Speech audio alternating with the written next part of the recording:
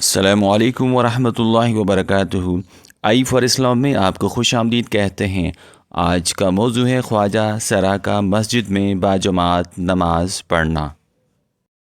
آج کا سوال ہے، میں ایک خواجہ سرا ہوں اور جب بھی مسجد میں نماز پڑھنے جاتا ہوں لوگ مجھے عجیب نظروں سے گھورتے اور بار بار دیکھتے ہیں، جس کی وجہ سے مجھے نماز میں دشواری ہوتی ہے۔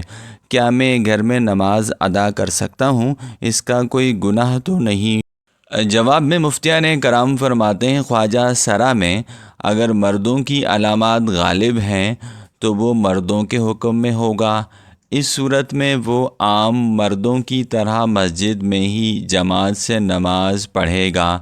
بلا عذر شرعی محض لوگوں کی عجیب نظروں سے دیکھنے کی بنا پر جماعت کی نماز چھوڑ دینا درست نہیں ہوگا۔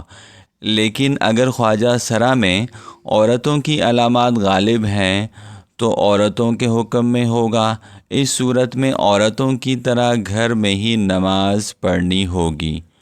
اور اگر خواجہ سرا کے اندر مرد اور عورت دونوں کی علامتیں برابر ہیں تو اس کیفیت کو فقہائے کرام نے خنثی مشکل سے تعبیر کیا ہے، اور خنثی مشکل مسجد میں نماز پڑھ تو سکتا ہے لیکن مردوں اور بچوں سے پیچھے اور عورتوں سے آگے درمیان میں الگ صف میں کھڑا ہوگا اور دوپٹہ اوڑھ کر نماز پڑھنی ہوگی۔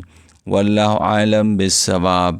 ملتے ہیں ایک نئے ویڈیو میں، تب تک کے لیے السلام علیکم ورحمۃ اللہ وبرکاتہ۔